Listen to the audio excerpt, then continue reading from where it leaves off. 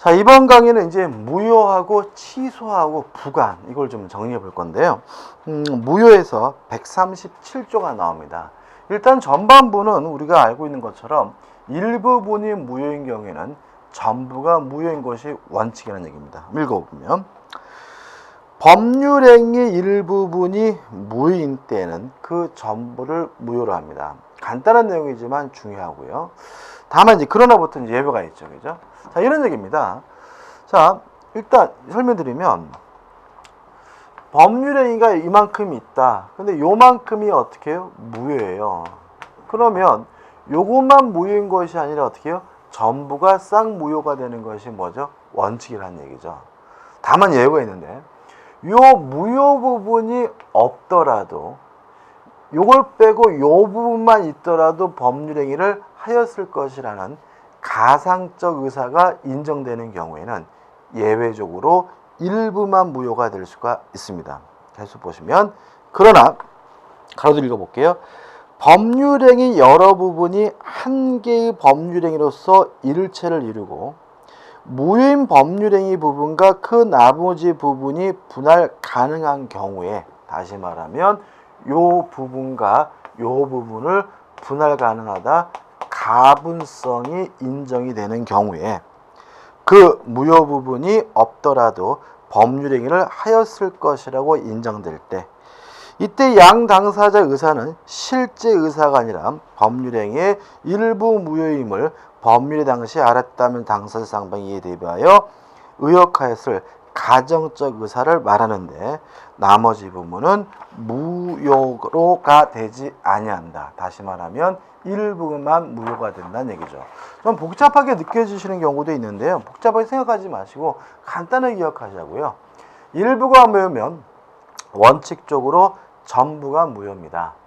다만 그 무효 부분이 없더라도 법률행위를 했을 것 같아요. 그러면 이때는 전부가 무효가 되는 것이 아니라 어떻게 해요?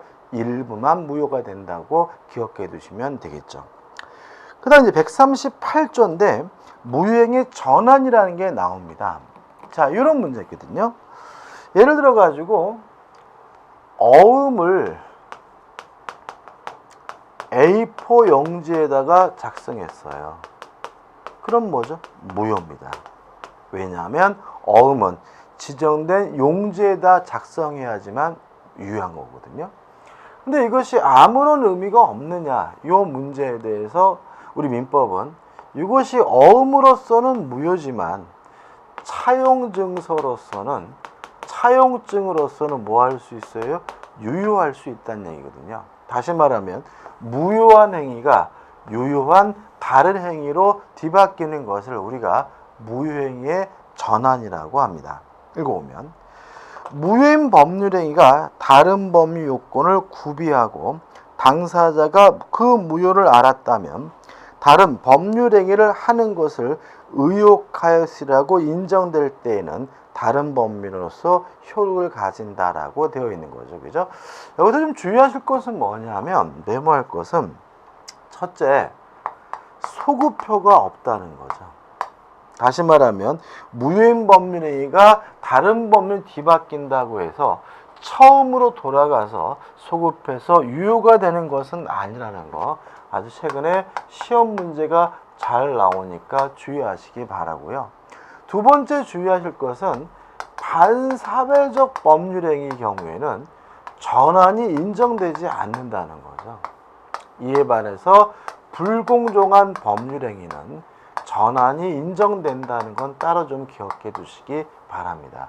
쉽게 말하면 이런 얘기입니다. 반사회적 법률은 쉽게 말하면 나쁜 짓이거든요. 나쁜 짓이 다른 곳 뒤바뀌어서 유효가 될 여지는 없다는 거죠. 다만 뭐는요? 불공정한 법률행위, 폭력행위는 전환이 인정될 수 있다는 것도 최근에 잘 내고 있으니까 꼭 기억해 두시기 바랍니다. 그 다음 이제 139조입니다. 무효행위 충이죠.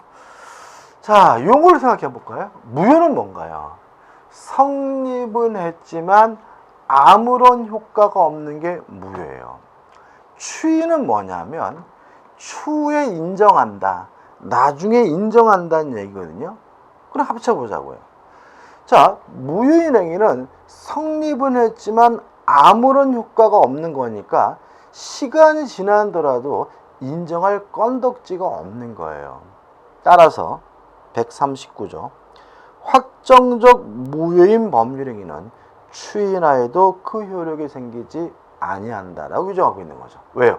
시간이 지난다 그래도 인정할 건덕지, 추인할 건덕지는 없는 거니까요. 그러면 아무 의미가 없느냐? 그건 아니라는 거죠. 계속 보시면. 그러나 당사자가 무효임을 알고 또한 무효 원인이 소멸한 후에 추인한 때에는 새로운 법률행위로 봅니다. 까지 일단 끊어볼게요. 자, 그럼 생각해 보죠. 갑과 을이 만나가지고요. 가장매매 통정허위 표시를 했어요. 가장매매에 기해서 갑에서 을로 뭐까지 해주냐면 이전 등기까지 해줬어요. 시간이 흘렀어요. 갑이 야 우리 진짜로 하자라고 추인하겠다고 했더니 을도 좋다 추인하자라고 해서 요 무효였던 것이 뭐로 바뀌는 건 아니에요? 유효로 뒤바뀌는 것은 아니라는 얘기죠. 그러면 뭐냐? 요 갑과 을이 요때 새롭게 다시 매매계약을 다시 체결한 것으로 이해하겠다 이런 취지인 거거든요. 이해되시죠? 그죠? 그러면 요때 새롭게 갑과 을이 매매계약을 체결한 것이라면 번거롭습니다. 왜냐하면 을 앞에 이루어진 등기는 뭐죠? 무효니까. 요때 갑과 을이 새롭게 매매계약을 체결한 거니까 아직 을은 뭐가 없어요? 소유권이 없는 거고요. 기존의 등기는 말소하고 요 새로운 매매를 원인으로 해서 다시 등기를 해줘야 그때 비로소 을이 소유권을 뭐 하게 되냐면 취득하게 된다는 취지거든요. 번거롭죠? 꼭 그래야 되느냐 문제예요. 가로 읽어보시면 그러나 즉 무효행위의 추인은 소급표가 없다. 가로 읽어보면 따라서 장래 향하여 유효하게 된다. 즉 무효행위의 추인은 소급표가 없다까지 설명드린 거예요. 그러나 당사자가 약정으로 소급표를 인정하는 것은 가능하다는 것이 우리 판례 입장이고요. 따라서 굳이 말소하고 새롭게 이전 등기할 필요는 없고요. 당사자 간의 약정으로 요 매매계약을 소급해서 유효한 것으로 하자라고 하는 것도 뭐죠? 가능하다는 거예요. 물론 이런 소급표로 제3자의 권리는 뭐 할 수 없겠어요? 침해할 수가 없겠죠. 자, 그럼 정리해 볼게요. 무효란 성립은 했지만 아무런 효과가 없는 거고요. 따라서 추인하더라도 그 행위 자체가 유효로 뒤바뀌는 것은 아닙니다. 다만 무효임을 알고 추인하게 되면 새롭게 다시 법률행위를 한 것으로 보는데요. 다만 당사자 간의 특약으로 뭐 하는 것은 가능해요? 소급시키는 것은 가능하고요. 유의하실 것은 제3자의 권리는 뭐 하지 못합니까? 침해하지 못한다는 거 꼭 기억해 두시기 바랍니다. 그다음 이제 140조부터 이제 취소가 나오죠. 일단 이 140조부터 취소가 나오는데 조문에 빠져 있는 게 있죠. 취소 사유가 안 나와 있네요. 취소 사유는 4가지입니다. 첫째, 제한 능력자가 법률행위를 하면 뭐 할 수 있냐면 취소할 수가 있고요. 두 번째, 착오에 의한 의사표시 취소할 수 있고요. 세 번째, 사기에 의한 의사표시. 네 번째, 강박에 의한 의사표시. 요 4가지 사유로 취소할 수가 있습니다.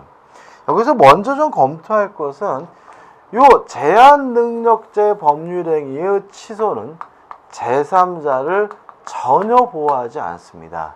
제3자가 선이라 하더라도 뭐 되지 않아요? 보호받지 못함을 주의하시기 바라고요.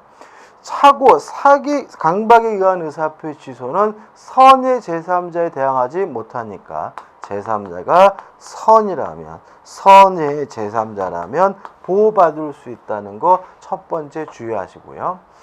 그 다음에 두 번째 주의할 점은 네 가지 사유만으로 취소할 수 있습니다. 다시 말하면 당사자 간의 약정으로 취소 사유를 따로 정할 수가 없다는 거 좀 조심하시기 바랍니다. 취소는 법에서 정하고 있는 네 가지 사유만으로 취소할 수 있고요. 약정으로 별도로 취소 사유를 정할 수 없다는 것도 꼭 기억해 두시기 바랍니다. 이제 140조 보죠. 140조 타이틀 보면 법률행위의 취소권자가 나와요. 자, 그러면 여기서 우리가 누가 취소할 수 있느냐? 취소권자를 공부할 건데 여기서 한번 생각해 볼 게 있어요. 뭐냐면 방금 무효에 관한 조문들을 봤는데 무효를 주장할 수 있는 사람은 공부를 안 했죠. 취소는 취소권자를 따로 공부하려고 하죠. 무슨 말이냐면 무효는 아무나 주장할 수가 있는 겁니다. 그래서 문제지문에서 이러이러한 사람은 무효를 주장할 수 없다 그러면 그냥 X에 무효는 누구나 아무나 누구나 다 뭐 할 수 있는 거예요? 주장할 수가 있는 거예요. 이에 반해서 취소는 아무나 취소할 수 있는 것이 아니라 정해져 있는 사람만이 취소할 수 있는 거예요. 누가 취소할 수 있느냐? 140조입니다. 취소할 수 있는 법률행위는 제한 능력자, 착오로 인하거나 사기, 강박에 의하여 의사표시를 한 자, 그의 대리인 또는 승계인만이 취소할 수 있습니다. 그럼 여기서 우리가 제한 능력자 본인 스스로가 단독으로 취소할 수 있고요. 착오, 사기, 강박에 의한 의사표시자 취소할 수 있고요. 그들의 누구도요? 대리인도 승계인도 뭐 할 수 있어요? 취소할 수 있고 요 네 가지 종류 외의 사람은 더 이상 뭐 하지 못합니까? 취소하지 못한다는 거 기억해 두셔야 되고요. 메모할 게 있는 거죠. 대리인이라는 것을 동글뱅이를 쳐서 밑으로 뽑아서 임의 대리인 X, 법정 대리인 0 이렇게 메모해 두셔야죠. 다시 말하면 대리인 중에서 임의 대리는 별도의 수권이 없는 한 원칙적으로 뭐 하지 못합니까? 취소하지 못합니다. 법정 대리인만이 뭐가 있어요? 취소권이 있다는 거는 꼭 기억해 두시기 바랍니다. 그 다음 이제 141조입니다. 자, 취소란 뭔가요? 유효한 것을 소급적으로 무효화시키는 겁니다. 141조 취소한 법률행위는 처음부터 무효인 것으로 본다라고 나와 있죠. 따라서 취소를 하게 되면 무효니까 이행하기 전이면 이행할 필요가 없고요. 이행한 것이 있다면 부당이득으로서 반환해 줘야 되는 것이 원칙입니다. 그럼 꼭 다 전부를 반환해야 되느냐? 아닙니다. 그러나 무능력자, 이거 제한 능력자죠. 그러나 제한 능력자는 악이더라도 그 행위로 인하여 받은 이익이 현존하는 한도에서 상환할 책임이 있습니다. 다시 말씀드릴게요. 제한 능력자는 어느 범위 내에서만 돌려주면 됩니까? 현존하는 이익 범위 내에서만 돌려주게 됨을 잊지 마시기 바랍니다. 그 다음 142조 취소의 상대방 해가지고 누구한테 취소할 수 있느냐 해가지고 보시면 취소할 수 있는 법률행위의 상대방이 확정한 경우에는 그 취소는 상대방에 대한 의사표시로 하여야 한다 이렇게 나와 있거든요. 이게 이상해요. 그죠? 취소의 상대방이 누구냐라고 물어봤더니 상대방이 상대방이다라고 답변을 하고 있거든요. 그래서 여기다 좀 메모가 필요한데 그 상대방, 그 취소는 상대방에 대한 의사표시를 한다. 그 상대방을 이렇게 좀 표시해놔야죠.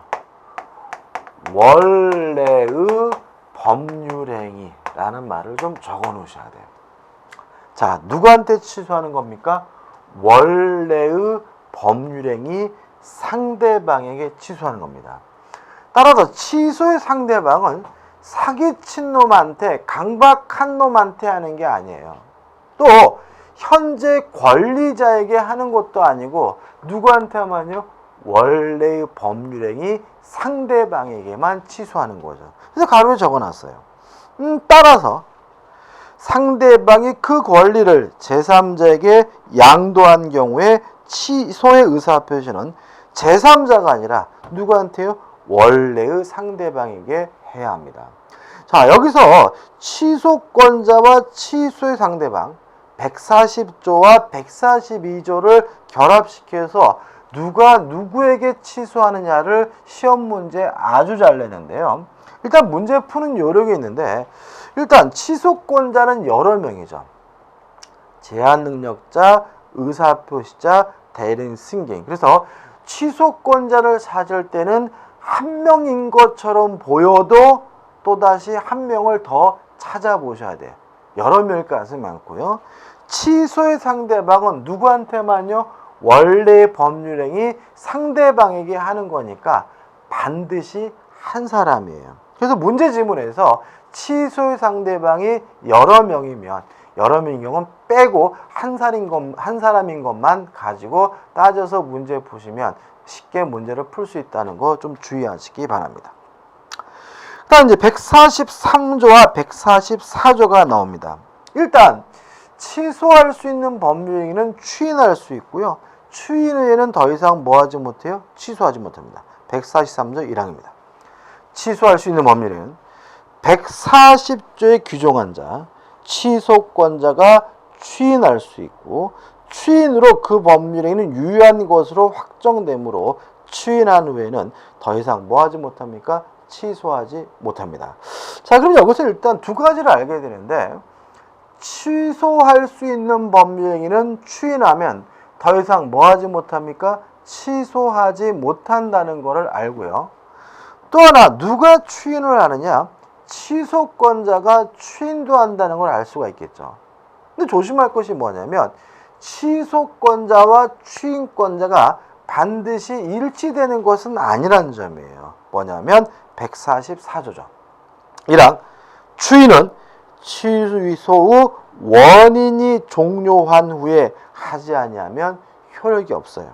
따라서 무능력자, 제한능력자는 능력자가 된 후에야 비로소 추인할 수 있고요. 차고 사기 강박 상태에 있었던 자는 그 상태에서 벗어난 후에만 비로소 뭐 할 수 있습니까? 추인할 수가 있습니다. 따라서 가로 적어놓은 것처럼 추인권자와 취소권자가 반드시 뭐 되는 건 아니에요? 일치되는 것은 아닌 거죠. 그럼 이런 얘기입니다. 미성년자가 법률행위를 했습니다. 그러면 미성년자, 제한능력자도 독자적으로 자신이 한 법률행위를 뭐 할 수 있어요? 취소할 수 있는데 미성년인 상태에서만은 추인할 수는 없다는 거죠. 미성년자가 추인을 하려면 원인이 종료된 후 능력자가 된 후에야 비로소 독자적으로 추인하는 것이 가능하다는 거 꼭 기억해 두시기 바라고요. 이항은 당연한 거죠. 법정 대리인이 추인한 경우에는 제1항의 제한을 적용하지 아니한다는 말은 친권자나 후견인의 경우에는 제한 능력자인 상태에서도 법정 대리인은 뭐 할 수 있어요? 추인할 수 있다는 거 너무나 당연한 거죠. 그 다음 이제 145조입니다. 자, 추인은 명시적으로도 할 수도 있고 묵시적으로도 할 수가 있어요. 요 묵시적 추인을 특별히 여기서 뭐라 그러냐면 법정 추인이라고 해요. 첫 번째 주의할 점은 요 묵시적 추인, 법정 추인도 언제 해야 되냐면 원인이 종료된 후에 해야 된다는 점이죠. 따라서 읽어보시면 취소할 수 있는 법률행위가 나여 추인할 수 있는 후에, 즉 취소 원인이 종료한 후에 다음 각호의 사유가 있으면 추인한 것으로 봅니다. 따라서 법정 추인, 묵시적 추인도 언제 해야 됩니까? 원인이 종료된 후에 해야 됩니다. 그러나 이의를 보류한 때, 즉 이의 보류는 추인을 부정하는 행위이므로 다음 각호의 사유가 있어도 법정 추인은 뭐 하지 않아요? 성립하지 않습니다. 자, 그 다음에 이제 이 법정 추인 사유가 나와요. 법조를 보시면 총 몇 가지죠? 6가지인데 이런 분들은 문제가 있는 부분이에요. 머리 글자를 따가지고 전이경, 담치경 이렇게 외우시면 안 됩니다. 왜냐하면 요것들은 총 6가지 사유가 있지만 실제로는 더 많고요. 어떻게 보면 또 더 작을 수도 있고 또 말을 어떻게 해요? 표현을 바꿔서 출제되는 경향이 있기 때문에 큰 틀을 기억해 두셔야 되는데 큰 틀은 뭐냐면 이거죠. 이행과 관련된 행위와 취득한 권리나 전부의 일부를 양도하는 것이 뭐죠? 법정 추인이다. 크게는 뭐죠? 2가지인 거예요. 자, 이런 얘기입니다. 제가 사기를 당했어요. 사기를 당했으면 뭐 할 수 있어요? 취소할 수 있는데 그 상태에서 벗어난 후에 별말 없이 이행을 하거나 이행을 받는 것은 취소하지 않겠다는 뜻인 거예요. 그게 뭐예요? 법정 추인인 거죠. 자, 만약에 취소를 했다면 부당이득으로 반환해야 되거든요. 돌려줘야 되거든요. 근데 사기 상태에서 벗어난 후에 취득한 권리를 양도한다는 말은 취소하지 않겠다, 돌려주지 않겠다는 뜻이니까 뭐가 되는 거예요? 법정 추인, 묵시적 추인인 거예요. 자, 크게 기억하자고요. 자, 법정 추인이란 뭘 말하죠? 묵시적 추인을 말하는데 뭐가 있습니까? 이행과 관련된 행위와 권리를 양도하는 것이 뭐예요? 법정 추인이에요. 그럼 보자고요. 1호, 전부나 일부의 이행이죠. 2호, 이행의 청구도 넓은 의미에서 뭐예요? 이행이죠. 3호, 경계가 뭐냐면 계약의 종류를 바꿔서 하는 이행을 경계라고 합니다. 경계도 뭐예요? 이행이에요. 그래서 뭐예요? 추인인 거죠. 경계라는 말 처음 들어보시면 계시나요? 경계가 뭐가 흔하냐면요. 아파트 분양받을 때예요. 지금은 좀 많이 없어졌는데 과거에 미분양 아파트가 많을 때 전단지 같은 거 보면 이런 게 있습니다. 중도금, 전액, 대출 전환. 이게 경계예요. 이런 얘기죠. 제가 아파트를 분양받으면 매매 대금을 줘야 되는 거거든요. 근데 그거를 뭐로 바꾼다는 거예요? 대출로 바꾼다는 거예요. 이렇게 계약의 종류를 바꿔서 이행하는 것을 우리가 뭐라고 그래요? 경계라고 하고요. 경계도 넓은 의미에서 뭐예요? 이행이니까 법정 추인인 거죠. 4호, 담보 제공. 이것도 넓은 의미에서 뭐예요? 이행이죠. 이행을 담보하는 거잖아요. 5. 취소할 수 있는 행위로 취득한 권리의 전부나 일부의 양도. 권리를 양도하는 것도 뭐예요? 추인이죠. 6호, 강제 집행. 이것도 뭐예요? 이행인 거죠. 따라서 크게 말하면 뭐예요? 2가지인 거예요. 그죠? 그 다음 여기서 2호 앞에 별표가 돼 있고 5호 앞에 별표가 돼 있죠. 2호와 5호가 중요한 거죠. 자, 2호. 이행의 청구. 가로보시면 취소권자가 이행을 청구한 경우에 한한다. 이게 중요하죠. 자, 사기친 놈이 저한테 이행을 청구하는 것은 추인이 아니에요. 사기당한 제가 취소권자가 이행을 청구해야 뭐인 거예요? 추인인 거예요. 항상 여기서 답을 만들어. 그 다음에 5. 권리의 전부나 일부의 양도도 가려보시면 취소권자가 양도한 경우에 하나입니다. 사기당한 제가 팔아먹어야 그것이 뭐예요? 추인인 거지. 사기친 놈이 저한테 뺏은 물건을 다른 데 빼돌리는 것은 뭐가 아니에요? 추인이 아니에요. 다시 한번요. 이행의 청구와 권리의 양도가 추인이 되려면 누가 해야 됩니까? 취소권자가 해야 됩니다. 상대방이 이행을 청구하고 상대방이 권리를 양도하는 것은 뭐가 아닙니까? 추인이 아님을 잊지 마시기 바랍니다. 이 2가지가 키포인트입니다. 그 다음에 이제 146조 취소권은 행사기간에 제한이 있습니다. 자, 무효는 한 번 무효면 영원히 무효인 거예요. 그래서 무효는 10년, 20년, 30년, 40년, 50년이 지나도 무효를 주장할 수 있는 것이 원칙입니다. 다만 취소권의 경우에는 취소권의 행사 기간이 제한되어 있어요. 146조입니다. 취소권은 추인할 수 있는 날, 다른 말로 하면 원인이 종료한 날로부터 3년 내에 또는 법률행위한 날로부터 10년 내에 행사해야 됩니다. 만약에 두 기간 중 어느 하나라도 지나게 되면 더 이상 취소권 행사할 수가 없고요. 조심할 것은 이 기간은 소멸시효가 아니라 제척기간이라는 것도 좀 조심하시기 바랍니다. 나올 건 아닙니다. 그죠? 따라서 취소권은 법률행위한 날로부터 10년 내, 또 원이 종료된 날, 추인이 가능한 날로부터 3년 내 행사해야 되고요. 두 기간 중에 어느 하나라도 더 지나게 되면 더 이상 뭐 할 수 없습니까? 취소권을 행사할 수 없다는 것도 꼭 기억해 두시기 바랍니다. 끝입니다. 그죠? 그 다음 이제 조건과 기한입니다. 이제 147조가 나오는데, 1항 정지조건이죠. 정지 조건 있는 법률행위는 조건이 성취한 때로부터 그 효력이 생긴다. 다시 말하면 정지조건이란 조건이 성취가 됨으로써 효과가 생기는 게 정지조건이에요. 따라서 정지조건이란 현재 지금은 아직 효과가 없는 경우를 의미함을 주의하시 바랍니다. 다시 말씀드리면 정지조건은 현재 지금은 효과가 없지만 미래에 조건이 성취가 되면 효과가 생길 수도 있는 게 뭐예요? 정지조건이죠. 이에 반해 해제조건은 이 항을 보시면 해제 조건 있는 법률행위는 조건이 성취한 때로부터 그 효력을 잃는다라고 되어 있어요.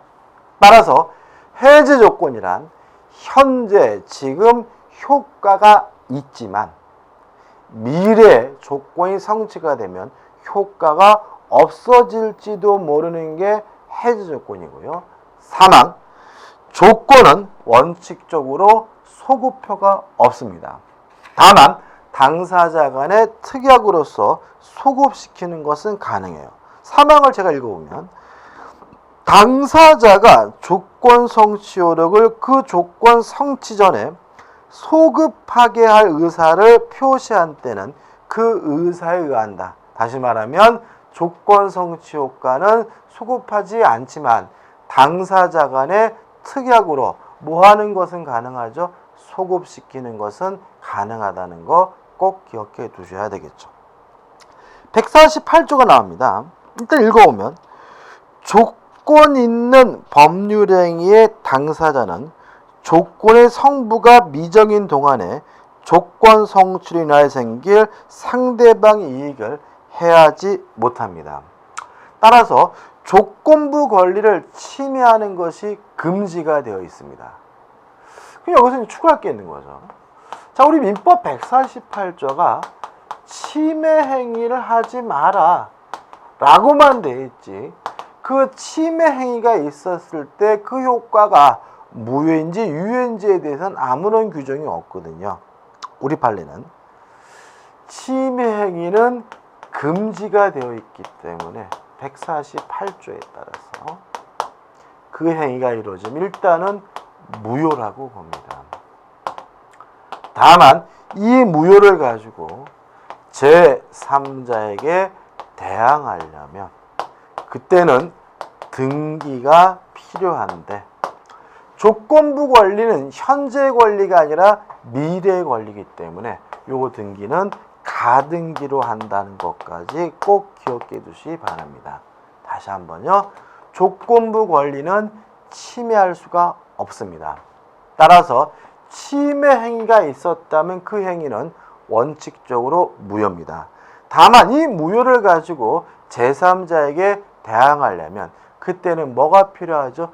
등기가 필요하고요. 조건부 권리는 무슨 등기로 합니까? 가등기로 한다는 것까지 꼭 기억해 두시기 바랍니다. 그 다음 149조입니다. 읽어보면 조건의 성취가 미정인 권리 의무는 일반 규정에 의해서 처분할 수 있습니다. 또 상속도 되고요. 보존할 수 있는데 만약에 부동산에 대한 권리라면 보존하기 위해서 가등기하는 거 가능하고요. 또 담보로 설정할 수가 있습니다.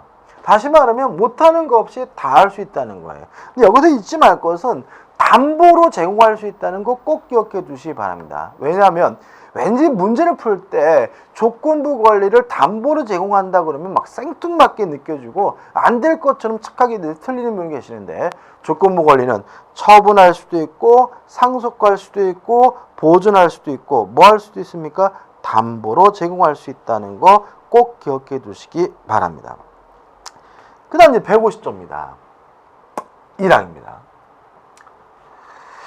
조건의 성취로 인하여 직접 불이익을 받을 당사자가 신의 성실에 반해 조건의 성취를 방해한 때에는 상대방은 그 조건이 성취한 것으로 주장할 수 있습니다.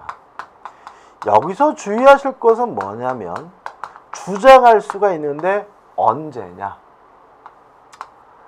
방해가 없었다면 조건이 성취됐을 것으로 추정되는 시점입니다. 다시 말하면 방해가 있으면 바로 조건이 성취됐음을 주장할 수 있는 것은 아니고요. 방해가 없었다면, 냅뒀다면 조건이 성취됐을 것으로 추정되는 시점까지 기다렸다. 그때 비로소 성취됐으면 뭐 할 수 있어요? 주장할 수 있고, 이 주장의 시점에 대해서는 시험 문제가 잘 나오고 있으니까 꼭 기억해 두시기 바랍니다. 이항은 반대죠. 조건의 성취로 인하여 이익을 받을 당사자가 신의 성실에 반하여 조건을 성취시킨 때에는 상대방은 그 조건이 성취하지 아니한 것으로 주장할 수가 있다는 것도 기억해 두시면 되겠죠. 끝입니다. 그 다음 이제 151조입니다. 일단 1항. 조건이 반사회적인 경우입니다. 조건이 반사회적이면 조건만 무효인 것이 아니라 법률행위 전체가 싹 무효입니다. 아주 잘 나오죠. 1항. 조건이 선량한 풍속 기타 사회질서 위반한 경우, 즉 불법 조건, 조건이 반사적인 때에는 그 법률행위는 무효로 합니다. 다시 말하면 조건만 무효인 것이 아니라 법률행위 전체가 싹 무효입니다. 그 다음 2항과 3항도 대단히 중요하고요. 2항과 3항은 처음이자 마지막으로 머리글을 잘 따서 공부할 겁니다. 2항을 보시면 조건이 법률 당시 이미 성취한 것, 이걸 우리가 뭐라고 그래요? 기성조건이라고 하거든요. 기자가 뭐예요? 이미 기자예요. 기성, 이미 성취된 조건이죠. 기자에다가 동글뱅이를 쳐놓으시고, 그 조건이 정지 조건이면 정자에다가 동글뱅이 치시고, 조건 없는 법률행위라고 하고 조자에다가 동글뱅이를 치고요. 해제 조건이면 해자에다가 동글뱅이 치고, 무효로 한다 무자에다가 동글뱅이 치면 뭐가 되는 거죠? 기정조 기해무가 되는 거죠. 요 2항과 3항은 반드시 지문으로 출제합니다. 그래서 헷갈릴 수가 있어요. 까다로운 게 아니라. 그래서 외우자고요. 기정조 기해무. 기성조건이 정지조건이면 조건 없는 법률행위고, 기성조건이 해제조건이면 뭐죠? 무효입니다. 기정조 기해무입니다. 3항. 조건이 법률 당시에 이미 성취할 수 없는 것, 이게 뭐죠? 불능조건이죠. 불자에다가 동글뱅이를 쳐놓으시고, 그 조건이 해제조건이면 해자에다가 동글뱅이 치시면, 해제조건이면 조건 없는 법률행위고 조자에다가 동글뱅이 치면 뭐가 되는 거죠? 불해조가 되는 거죠. 정지조건이면 정자에다가 똥골뱅이 치고 무효를 한다. 무자에다가 똥골뱅이 치면 뭐가 되는 거죠? 불정무가 되는 거죠. 그래서 불능 조건이 해제 조건이면 조건 없는 법률행위다. 불해죠. 불능 조건이 정지 조건이 무효다. 불정무. 기정조, 기해무, 불정무, 불해조는 반드시 지문으로 출제되는 부분이니까 머리글자를 따서라도 반드시 뭐 하셔야 돼요? 숙지를 하셔야 합니다. 그 다음 152조부터 이제 기한에 관한 조문이 나오고 있습니다. 일단 1항 시기가 도래하면 효과가 생깁니다. 2항 종기가 도래하면 효과가 없어집니다. 특징은 조건과 달리 사망이 없어요. 그 말은 뭐냐면 조건은 소급하지 않지만 당사자 간의 특약으로서 소급시키는 것이 가능한데 반해서 기한은 소급하지 않고 특약으로도 소급시킬 수가 없다는 취지임을 주의하시기 바랍니다. 아주 잘 나옵니다. 자, 기한 도래 효과는 소급하지 않고요. 당사자 간의 특약으로도 뭐 할 수 없습니까? 소급시킬 수가 없습니다. 그 다음 이제 153조와 388조와 그 다음에 154조가 나오는데 154조부터 보시면 154조는 조건하고 똑같다는 뜻이니까 한번 읽어보시면 되고요. 우리가 153조와 388조를 우리가 주의하셔야 되고요. 기한의 이익에 대해서는 시험 문제가 잘 나옵니다. 일단 기한의 이익이란 기한이 도래하지 않음으로써 얻는 이익을 기한의 이익으로 하기 때문에 153조 1항 기한은 채무자의 이익을 위한 것으로 주장합니다. 원칙적으로 기한은 누구에게 있는 거예요? 채무자에게 이익인 거예요.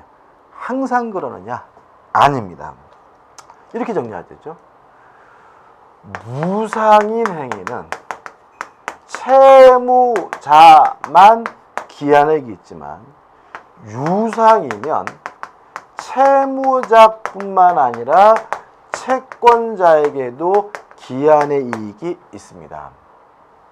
예외적으로 무상임치, 임치계약은 물건 보관계약을 말하는데 무상임치계약은 채권자만 기한의 이익이 있는데 임치계약의 채권자는 누구를 말하냐면 임치인을 말합니다. 이거 꼭 정리하셔야 되고요. 그 다음에 2항 기한의 이익은 이를 포기할 수가 있다.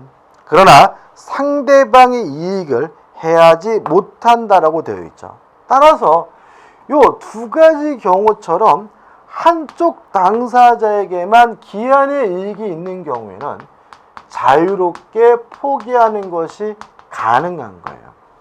그렇지만 유상이어서 채무자뿐만 아니라 채권자에게도 기한의 이익이 있는 경우에는 포기하는 것이 가능하지만 뭘 해줘야 되냐면 손해배상을 해줘야 되는 거예요. 왜냐하면 단서에 상대방의 이익을 뭐하지 못해요? 해하지 못한다라고 되어 있으니까요. 쉽게 기억을 돕기 위해서 말씀드리면 은행에서 대출을 받는 것은 이자를 주는 거니까 유상인 거예요. 예를 들어서 은행에서 제가 5년 상한으로 대출을 받았거든요. 근데 2년 만에 돈이 생겨가지고 2년 만에 돈을 갚으러 가면 은행에서는 중도상한 수수료라는 걸 내라고 합니다. 왜냐하면 은행 채권자 측에도 기한의 이익이 있으니까 뭘 해달라는 거예요? 손해배상을 해달라는 말입니다. 다만 손해배상이란 말의 어감이 대단히 부정적이기 때문에 은행은 손해배상이란 말 대신 뭐라고 하는 거예요? 중도상한 수수료라는 이상한 말을 쓰고 있을 뿐입니다. 이해되시죠? 여기까지 기억하시면 되겠죠. 그 다음 388조에 가지고 일정한 사유가 있으면 기한의 이익을 상실합니다. 다시 말하면 채권자는 지금 당장 돈을 갚으라고 요구할 수가 있는데 1호 채무자가 담보를 손상 감소 또는 멸실하게 안 돼요. 주의하실 건 담보하면 우리가 저당권과 같은 물적 담보만 생각하기 쉽지만 인적 담보도 포함한다는 거 주의하시기 바라고요. 이후 채무자가 약정 또는 법률의 규정에 의한 담보 제공의 의무를 이행하지 아니한 때는 기한의 이익을 상실합니다. 따라서 채권자는 지금 당장 돈을 갚아라 즉시 변제를 청구하는 것이 가능하다는 것까지 꼭 기억해 두시기 바랍니다. 여기까지 이제 민법 총칙에 관한 조문이고요. 다음 강의 때 물권법에 관한 조문을 정리해 보도록 하겠습니다. 감사합니다.